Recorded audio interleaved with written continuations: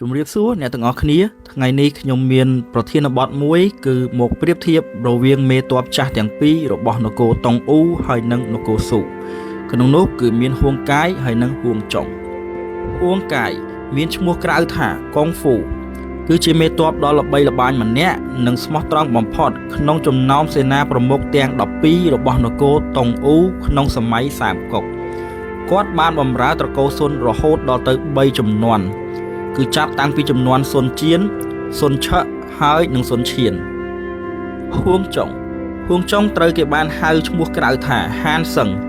គឺជាមេតបដ៏ល្បីល្បាញបំផុតម្នាក់ក្នុងប្រវត្តិសាស្ត្រចិនក្នុងសម័យសាមកុកលោកត្រូវបានគេស្គាល់ថាជាមេតបវ័យចំណាស់ដែលមានកម្លាំងខ្លាំង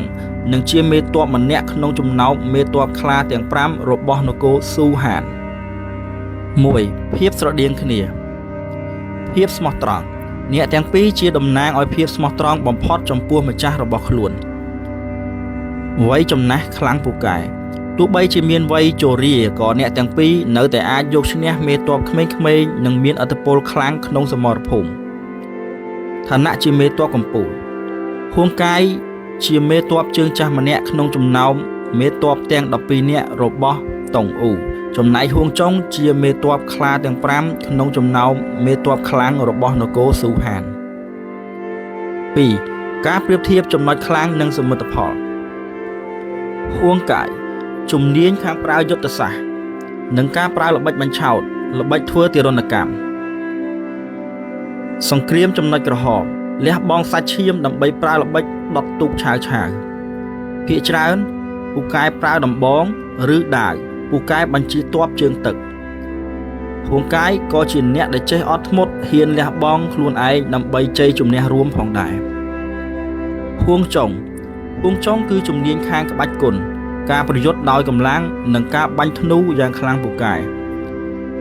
បើនិយាយអំពីអត្តចរិតរបស់ហួងចុងគេក៏បានចាត់ទុកថាហួងចុងជាអ្នកដែលមានអំនួតលើខ្លួនឯងមួយរូបផងដែរប៉ុន្តែបើយើងនិយាយអំពីអំនួតរបស់ហួងចុងគឺមិនដូចគួនអ៊ីនោះទេអំនួតរបស់ហួងចុងគឺគ្រាន់តែជាអំនួតលើកកម្លាំងខ្លួនឯងមិនចង់ឲ្យគេមើលងាយថាខ្លួនឯងចាស់តែប៉ុណ្ណោះប៉ុន្តែរបៀបប្រើទ័ពដឹកនាំទ័ពនិងបញ្ជាទ័ព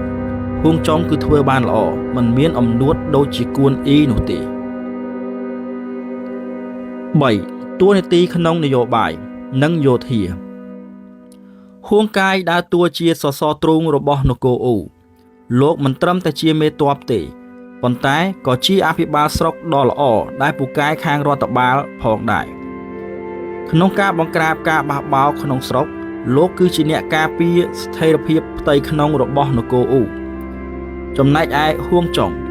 ដើរតួនាទីជាអាវុធវាយសម្រុករបស់លាវប៉ៃការចូលរួមរបស់លោកធ្វើឲ្យកងទ័ពលាវប៉ៃកាន់តែរឹងមាំខាងកម្លាំងប្រយុទ្ធលោកគឺជាមេតបដែលចូលចិត្តចេញទៅជួរមុខដើម្បីបង្ហាញថាក្មេងៗធ្វើបានចាស់ក៏ធ្វើបានផងដែរការសន្និដ្ឋានជារួម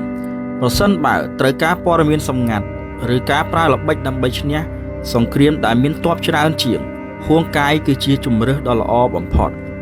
ប្រសិនបើត្រូវការមេតបដែលហ៊ានចេញប្រយុទ្ធស្លាប់រស់នៅសមរភូមិមុខឬកាត់ក្បាលមេតបសត្រូវដើម្បីលើកទឹកចិត្តទ័ពហួងចុងគឺជាអ្នកឈ្នះទាំងនេះគឺគ្រាន់តែជាការយល់ឃើញរបស់ admin តែប៉ុណ្ណោះសម្រាប់បងប្អូនដែលធ្លាប់បានទស្សនារឿងសាមកុកមិនថារឿង2004ឬក៏ឆ្នាំ2010នោះទេបងប្អូនប្រកាសជាស្គាល់តួអង្គទាំងពីរនាក់នេះច្បាស់ហើយការប្រៀបធៀបរបស់ខ្ញុំបើបងប្អូនពេញចិត្តឬក៏មិនពេញចិត្តអាចចូលបញ្ចេញជាមតិយោបល់នៅក្នុងវីដេអូនេះបាទ